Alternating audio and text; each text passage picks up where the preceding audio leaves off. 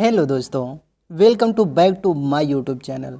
साथियों, एक बार फिर आप सभी का स्वागत है GK all exam by Sonil YouTube channel में। साथियों, आज इस वीडियो में हम कवर करेंगे भारतीय रेलवे परीक्षा 2025 प्रश्न पत्रिका 11 सामान्य ज्ञान से रिलेटेड टॉप 30 क्वेश्चन आंसर, जो आपके आने वाले एग्ज़ाम के लिए वेरी इंपॉर्टेंट होने वाला है। तो साथियों, यदि आप आरआरबी ग्रुप डी, एनटीपीसी या अन्य किसी भी वनडे एग्ज़ाम की तैयारी कर रहे हों जो 1-2 महीने में होने वाला हो, तो आपके लिए ये वीडियो वेरी इंपॉर्टेंट होने वाला है।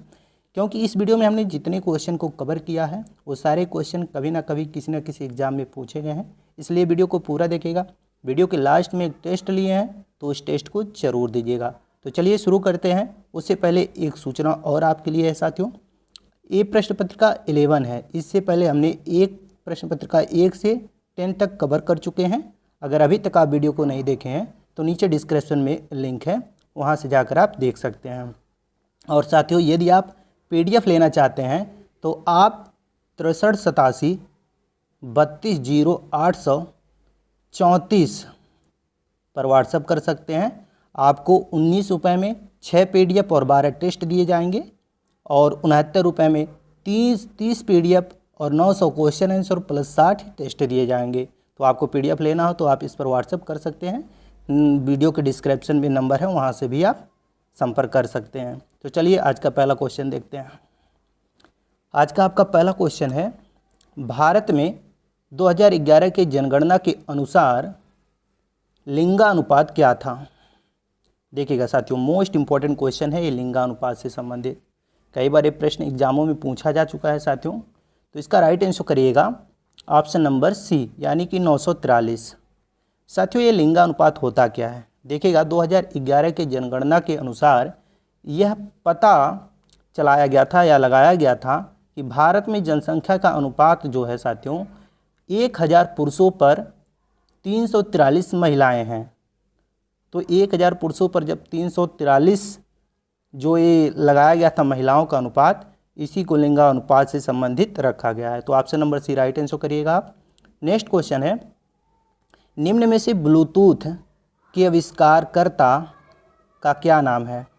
यानी कि जो आप ब्लूटूथ आप और हम लगाते हैं ना कान में, उसके आविष्कारकर्ता कौन है? बहुत ही महत्वपूर्ण प्रश्न है, आपके एग्जाम में ये प्रश्न देखा जा सकता है। आरआरबी या एनटीपीसी में तो जानते ही हैं, जॉर्ज हडसन नाम है ब्लूटूथ के आविष्कारकर्ता का। तो जॉर्ज हडसन, ऑप्शन नंबर जो आपका सी दिया गया है, राइट आंसर करिएगा। और क्वेश्चन नंबर 1 का भी राइट आंसर सी करिएगा, 943। चलिए अगला क्वेश्चन देखते हैं। आपका अगला क्वेश्चन है, उस विकल्प का उनको चुनिए जो तीसरे शब्द से उसी प्रकार संबंधित है जिस प्रकार दूसरा शब्द पहले शब्द से संबंधित है। जैसे कि यहाँ पर देखिएगा विषाणु दिया है, तो विषाणु का संबंध यदि रोग से है तो यहाँ पर पूछ रहा है व्यायाम का संबंध किससे है? तो देखिएगा साथियों, यदि विषाणु का संबंध रोग से है तो व्यायाम का संबंध किससे होगा? स्वास्थ्य से होगा। तो option number C right answer करिएगा, स्वास्थ्य। नेक्स्ट क्वेश्चन है, स्वच्छ सर्वेक्षण 2020 के अनुसार भारत का कौन सा शहर स्वच्छ शहर घोषित किया गया था? तो इसका राइट आंसर करिएगा, यानी कि स्वच्छ सर्वेक्षण 2020 के अनुसार भारत का सबसे स्वच्छ शहर इंदौर को घोषित किया गया था। तो इंदौर, ऑप्शन नंबर सी इसका भी राइट आंसर करिएगा। चलिए अगला क्वेश्चन देखते हैं। साथियों, अगर अभी तक आप क्लास को लाइक और चैनल को सब्सक्राइब नहीं किए हैं तो प्लीज़ क्लास को लाइक और चैनल को सब्सक्राइब कर लीजिए। तो अगला क्वेश्चन है आपका क्वेश्चन नंबर 5, फसलों के लिए निम्नलिखित में से कौन सा निकाय न्यूनतम समर्थन मूल्य की अनुशंसा करता है? यानी कि इनमें से कौन सा ऑप्शन है जो न्यूनतम समर्थन मूल्य का अनुशंसा करता है? ये आपका क्वेश्चन, और इसका राइट आंसर करिएगा साथियों। इसका राइट आंसर आपका होगा CACP, यानी कि option number B,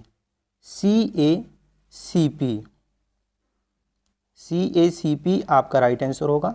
question number 6, 2020 के अनुसार वह एकमात्र व्यक्ति कौन है जिन्हें भौतिकी के लिए 2 बार नोबेल पुरस्कार मिला है? बताइएगा। ये भी क्वेश्चन वेरी इंपॉर्टेंट है साथियों। वह कौन व्यक्ति हैं जिन्हें 2020 में भौतिकी के लिए 2 बार नोबेल पुरस्कार से सम्मानित किया गया था? तो थे John Bardeen. John Bardeen, option number A right answer करिएगा। चलिए अगला क्वेश्चन देखते हैं। चलिए अगला क्वेश्चन है आपका, उस विकल्प का चयन करें जो दिए गए मात्रकों को सर्वोत्तम ढंग से व्याख्यायित करता है, जैसे डॉलर, रुपया, एन और टका। ये क्या है, ये पूछ रहा है। तो यहाँ पर आपको कह रहा है मात्रकों को सर्वोत्तम ढंग से व्याख्यायित करता है। तो देखिएगा साथियों, जो डॉलर है वो क्या है, मुद्रा है। जो रुपया है वो भी मुद्रा है। जो एन है वो भी मुद्रा है। और जो टका है वो भी मुद्रा है। तो आपका जो राइट आंसर होगा वो ऑप्शन नंबर सी है। तो यहाँ पर देखिएगा अमेरिका का जो मुद्रा है वो क्या है, यहाँ पर क्वेश्चन बन रहा है, कभी कभी एग्जाम में पूछ लेता है कि अमेरिका का मुद्रा क्या है, तो बताइएगा डॉलर। भारत का मुद्रा पूछेगा तो रुपया बताइएगा। और जापान का मुद्रा पूछेगा तो एन बताइएगा। वहीं बांग्लादेश का मुद्रा पूछेगा तो टका बताइएगा। ध्यान से इस चीज़ को आप नोट कर लीजिएगा, क्योंकि आने वाले एग्जाम में इस प्रश्न से संबंधित क्वेश्चन जरूर देखे जाएंगे आपके एग्जाम में। तो चलिए अगला क्वेश्चन देखते हैं। आपका अगला क्वेश्चन है, निम्नलिखित में से एक घनाभ कितनी सीधी रेखाएं होती हैं? यानी कि एक घनाभ में कितनी सीधी रेखाएं होती हैं, ये आपका क्वेश्चन, ये मैथ का क्वेश्चन है। उम्मीद करता हूँ आप लोग राइट आंसर बताएंगे। जी साथियों, ऑप्शन नंबर बी, एक घनाभ में 12 सीधी रेखाएं होती हैं। So option D right answer करिएगा। नेक्स्ट क्वेश्चन है, निम्नलिखित में से कर सामग्रियों में से 3 किसी एक निश्चित रूप में से समान है तथा एक असंगत है, तो असंगत का चयन करें। यहाँ पर देखिएगा जो आपका दिया गया है क्वेश्चन नंबर 9, यहाँ पर लोहा, सोना और चांदी, ये साथियों कहीं ना कहीं आपस में तीनों क्या हैं, एक धातु हैं जो मिले हैं। और यहाँ पर इस्पात जो दिया गया है ये इन तीनों से अलग है, तो इसका राइट आंसर करिएगा ऑप्शन नंबर डी, इस्पात। चलिए अगला क्वेश्चन है आपका, मात्रा के संदर्भ में विश्व की सबसे बड़ी मीठे जल की झील कौन सी है? Very very important question. ध्यान रखिएगा साथियों, जब ये प्रश्न पूछे कि विश्व की सबसे बड़ी मीठे जल की झील कौन सी है, तो बताइएगा बैकाल झील, option number B right answer करिएगा। नेक्स्ट क्वेश्चन है आपका, एनफील्ड राइफल लाने के लिए कौन सा उत्तरदायी है जिनमें चर्बी वाले कारतूसों का उपयोग होता था, जो 1857 विद्रोह का तत्कालिक कारण बना था? तो यहाँ पर देखिएगा साथियों, एनफील्ड राइफल पूछ रहा है। क्या पूछ रहा है? एनफील्ड राइफल लाने के लिए कौन सा उत्तरदायी है जिनमें चर्बी वाले कारतूसों का उपयोग होता था, जो 1857 के विद्रोह का तात्कालिक कारण बना था? तो था साथियों हेनरी हॉर्डिंग। हेनरी हॉर्डिंग था साथियों जो चर्बी वाले कारतूसों का उपयोग किया था, जिसके कारण 1857 का विद्रोह हुआ था। तो option number C right answer करिएगा। चलिए अगला क्वेश्चन देखते हैं। आपका अगला क्वेश्चन है क्वेश्चन नंबर 12, विश्व बैंक के 14वें अध्यक्ष निम्नलिखित में से कौन है? बताइएगा साथियों, very very important current affair से संबंधित है एक क्वेश्चन, और इसका राइट आंसर करिएगा साथियों अजय बंगा। अजय बंगा जो है साथियों वो विश्व बैंक के 14वें अध्यक्ष हैं। सो ऑप्शन नंबर जो आपका बी है राइट आंसर करिएगा, अजय बंगा। नेक्स्ट क्वेश्चन है, निम्नलिखित में से कौन सा आसियान के संस्थापक देशों में से एक है? यानी कि कह रहा है आसियान के संस्थापक देशों में से इसमें से कौन सा एक है? तो इसका राइट आंसर करेगा मलेशिया। मलेशिया साथियों आसियान के संस्थापक देशों में से एक है, तो option number C right answer करिएगा। चलिए अगला क्वेश्चन देखते हैं। आपका अगला क्वेश्चन है, निम्नलिखित में से इंटरपोल क्या है? इंटरपोल का मुख्यालय कहाँ स्थित है? बताइएगा साथियों, क्वेश्चन नंबर 14 है, इंटरपोल का मुख्यालय पूछ रहा है कहाँ स्थित है? तो इसका राइट आंसर करिएगा साथियों, इंटरपोल का मुख्यालय स्पेन में स्थित है। नोट करिएगा साथियों, देखिएगा इंटरपोल का स्थापना 7 सितंबर 1930 को बिना ऑस्ट्रेलिया में किया गया था। इसका मुख्यालय लियोन फ्रांस में है। इंटरपोल का पूरा नाम अंतर्राष्ट्रीय अपराधी पुलिस संगठन है, जो 194 देशों के पुलिस बल के बीच समन्वय करने के लिए मदद करता है। प्रत्येक सदस्य देश में इंटरपोल का नेशनल सेंट्रल ब्यूरो होता है, जिसे केंद्रीय अन्वेषण ब्यूरो CBI को भारत के नेशनल सेंट्रल ब्यूरो के रूप में नामित किया गया है। तो आप लोग स्क्रीनशॉट ले लीजिएगा, आप लोग ध्यान से पढ़ लीजिएगा। इसमें 194 देश शामिल हैं। बाकी 7 सितंबर 1930 को ऑस्ट्रेलिया में इंटरपोल की स्थापना किया गया था और स्पेन में इसका मुख्यालय है। तो इस चीज़ को आप ध्यान रखिएगा। Option number D right answer करिएगा। अगला क्वेश्चन है आपका क्वेश्चन नंबर 15। देखिएगा, भारत के लिए मुक्ति तब तक संभव नहीं है जब तक कि आप अपने को इन अलंकारों से मुक्त ना कर लें और इन्हें भारत के हम वतनों के भलाई के लिए ना लगा दें। यह पंक्ति हिंदू विश्वविद्यालय के शिलान्यास समारोह के दौरान किसने कही थी? ये आपका क्वेश्चन है और इसका राइट आंसर करिएगा साथियों। देखिएगा, महात्मा गांधी जी ने कहा था यह कथन कि भारत के लिए मुक्ति तब तक संभव नहीं है जब तक कि आप अपने को इन अलंकारों से मुक्त ना कर लें और इन्हें भारत के अपने हमवतनों के भलाई में ना लगा दें। ये कथन महात्मा गांधी जी ने 4 फरवरी, यहाँ ध्यान दीजिएगा, 4 फरवरी 1916 को कहा था तथा BHU की स्थापना भी साथियों 1916 में मदन मोहन मालवीय के द्वारा किया गया था। इस चीज़ को भी आप ध्यान रखिएगा। चलिए अगला क्वेश्चन देखते हैं। आपका क्वेश्चन नंबर 16, निम्नलिखित में से कौन सा गैर संक्रमण रोग का उदाहरण है? बताएगा इनमें से कौन है जो गैर संक्रमण का उदाहरण है? तो option number B right answer करेगा, उच्च रक्तचाप। नेक्स्ट क्वेश्चन है, वेबसाइट द्वारा बनाई गई एक छोटी सी टेक्स्ट फाइल जो उसे सत्र के लिए अस्थायी रूप से उपयोगकर्ताओं के कंप्यूटर में संग्रहित होता है, उसे क्या कहा जाता है या वह क्या कहलाता है? तो ध्यान रखिएगा साथियों, जो वेबसाइट द्वारा बनाई गई एक छोटी सी टेक्स्ट फाइल होती है उसे सत्र के लिए अस्थायी रूप से उपयोगकर्ता के कंप्यूटर में संग्रहित होती है, उसको कहा जाता है कुकी। क्या कहा जाता है? Cookie. So option C right answer करिएगा, कुकी।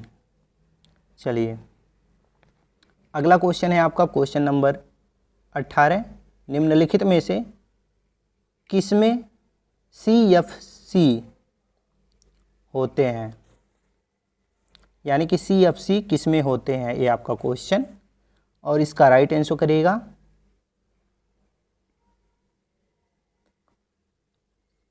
प्रशीतकों में CFC होते हैं। प्रतिशीतकों, option number D right answer करिएगा। ध्यान दीजिएगा, CFC एक कार्बनिक यौगिक है। CFC का पूरा नाम क्लोरोफ्लोरोकार्बन है, जो कार्बन, क्लोरीन, हाइड्रोजन और फ्लोरीन से बना होता है। ध्यान दीजिएगा, CFC को फ्रेआन गैस भी कहा जाता है। CFC को क्या कहा जाता है? फ्रेआन गैस भी कहा जाता है और इसका नाम है क्लोरोफ्लोरोकार्बन। ध्यान रखिएगा, इंपॉर्टेंट पॉइंट है, सो नोट कर लीजिएगा, क्योंकि कभी कभी एग्जाम में पूछा जा सकता है कि CFC का पूरा नाम क्या है, तो आप बता सकते हैं क्लोरोफ्लोरोकार्बन। और CFC को फ्रेआन गैस के नाम से भी जाना जाता है, तो इस चीज़ को भी ध्यान रखिएगा।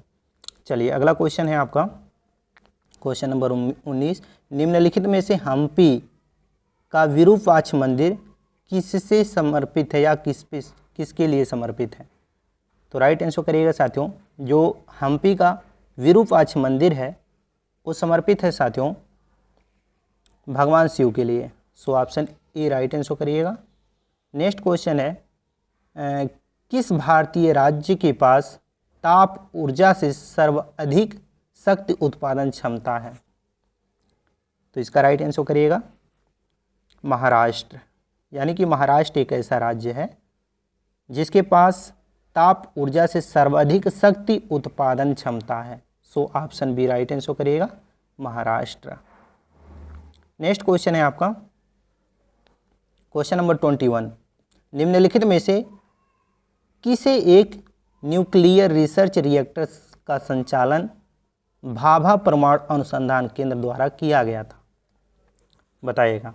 यानी कि इनमें से कौन सा एक है जिसे न्यूक्लियर रिसर्च रिएक्टर का संचालन भाभा परमाणु अनुसंधान केंद्र द्वारा किया गया था? ये आपका क्वेश्चन, और इसका राइट आंसर करिएगा ध्रुव। So option B right answer करिएगा ध्रुव। नेक्स्ट क्वेश्चन है, नाट्य शास्त्र जो कि नाटक की कला के विषय में एक प्रसिद्ध ग्रंथ है, किसने लिखा है? बताइएगा। नाट्य शास्त्र किसने लिखा है? ये सीधा सीधा क्वेश्चन पूछा जा रहा है, तो इसका राइट आंसर करिएगा भरत मुनि ने। So option C right answer करिएगा भरत मुनि। नेक्स्ट क्वेश्चन है आपका क्वेश्चन नंबर 23।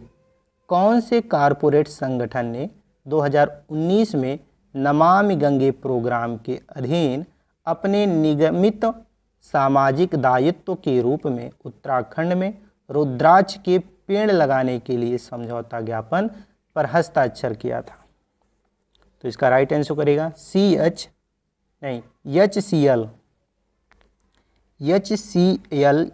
फाउंडेशन ने उत्तराखंड में रुद्राक्ष के पेड़ लगाने के लिए समझौता पर हस्ताक्षर किया था। So option C right answer करिएगा। आप लोग ध्यान से पढ़ लीजिएगा, क्योंकि नमामि गंगे से संबंधित क्वेश्चन देखा जा सकता है एग्जाम में।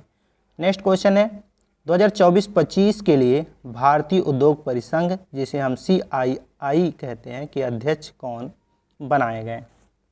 तो इसका राइट आंसर करिएगा साथियों। Question number 24 Sanjeev Puri. तो ऑप्शन नंबर जो आपका ए है राइट आंसर होगा संजीव पुरी। चलिए अगला क्वेश्चन देखते हैं। आपका अगला क्वेश्चन है क्वेश्चन नंबर 25। निम्नलिखित में से कौन सी इमारत FW स्टीवेंस ने डिजाइन किया है? बताइएगा साथियों। इनमें से कौन सी इमारत है जिसको FW स्टीवेंस ने डिजाइन किया है? तो इसका राइट आंसर करिएगा साथियों। क्वेश्चन देखिएगा, आपके एग्जाम के पॉइंट ऑफ व्यू से इम्पोर्टेंट है, सो ध्यान रखिएगा। इसका राइट आंसर होगा छत्रपति शिवाजी महाराज टर्मिनस। तो ऑप्शन नंबर डी आपका राइट आंसर होगा, ध्यान रखिएगा। अगला क्वेश्चन है 26, यानी कि 26 नंबर है। भारतीय संविधान का कौन सा अनुच्छेद सार्वजनिक रोजगार में समान और सरकार अधिकार प्रदान करता है? तो इसका राइट आंसर करिएगा 26 नंबर का अनुच्छेद 16। एक ऐसा अनुच्छेद है जिसमें भारतीय संविधान का अनुच्छेद 16 सार्वजनिक रोजगार में समान और सरकार के लिए अधिकार प्राप्त करता है सरकार की तरफ से। तो ऑप्शन डी राइट आंसर करिएगा। नेक्स्ट क्वेश्चन है आपका, निम्नलिखित में से किन पौधों से रक्तचाप का उपचार किया जाता है? ये आपका क्वेश्चन, और इसका राइट आंसर करिएगा साथियों। सर्पगंधा नामक पौधे से रक्तचाप का उपचार किया जाता है। तो सर्पगंधा ऑप्शन नंबर जो आपका बी है राइट आंसर होगा। नेक्स्ट क्वेश्चन है, निम्नलिखित में से इसरो के वर्तमान अध्यक्ष कौन है? बताइएगा साथियों। इंपॉर्टेंट क्वेश्चन है, करंट अफेयर से रिलेटेड है। तो इसका राइट आंसर करिएगा साथियों डॉक्टर वी नारायणन वर्तमान में इसरो के वर्तमान अध्यक्ष हैं। तो doctor V Narayanan option number जो आपका बी है राइट आंसर करिएगा, याद रखिएगा, इंपॉर्टेंट है आपके एग्जाम के पॉइंट ऑफ व्यू से। अगला क्वेश्चन है 29, निम्नलिखित में से वर्तमान में भारत का मुख्य न्यायाधीश कौन है? बताइएगा, भारत के मुख्य न्यायाधीश कौन बने हैं वर्तमान में? तो राइट आंसर करिएगा न्यायमूर्ति संजीव खन्ना। हाल ही में साथियों भारत के नए मुख्य न्यायाधीश के रूप में शपथ लिए हैं। So option A right answer करेगा न्यायमूर्ति संजीव खन्ना। नेक्स्ट क्वेश्चन है आपका WWW का आविष्कार निम्नलिखित में से किसने किया था? Very very very important question. ये प्रश्न आपके एग्जाम में जरूर देखे जा सकते हैं साथियों। देखेगा इस क्वेश्चन का राइट आंसर करेगा टिम बर्नर्स ली जो थे साथियों, इन्होंने WWW का आविष्कार किया था। तो ऑप्शन ए राइट आंसर करेगा टिम बर्नर्स ली। ये 30 क्वेश्चन आपके पूरे हो गए। अब चलिए 2 टेस्ट है इस वीडियो के लास्ट में, तो ये है आपका लास्ट क्वेश्चन जो कि आपका टेस्ट है। क्वेश्चन है भारत के किस राज्य में कोयले का सर्वाधिक भंडार है। ये टेस्ट है, इसका राइट आंसर आप लोग नीचे कमेंट में बताइए कि भारत के किस राज्य में कोयले का सर्वाधिक भंडार है। दूसरा टेस्ट है आपका निम्नलिखित में से भारत के वर्तमान रेल मंत्री कौन है। ये भी आपका टेस्ट है, इसका भी राइट आंसर नीचे कमेंट में बताएं। उम्मीद करता हूँ आप लोग अपना टेस्ट जरूर देंगे। बाकी साथियों, आप लोगों को ये वीडियो कैसा लगा, वीडियो हेल्पफुल लगा हो तो अपने अन्य साथियों के पास शेयर जरूर करिए ताकि उन्हें भी वीडियो के माध्यम से कुछ हेल्प मिल सके। बाकी साथियों, अगर अभी तक आप प्रश्न पत्रिका 1 से 10 तक नहीं देखे हैं तो नीचे डिस्क्रिप्शन में लिंक है, वहाँ से देख सकते हैं। और वीडियो अच्छा लगा हो तो एक प्यारा सा कमेंट, और चैनल पर पहली बार आए हैं तो चैनल को सब्सक्राइब जरूर करें। तो चलिए मिलते हैं नेक्स्ट वीडियो में, तब तक के लिए जय हिंद।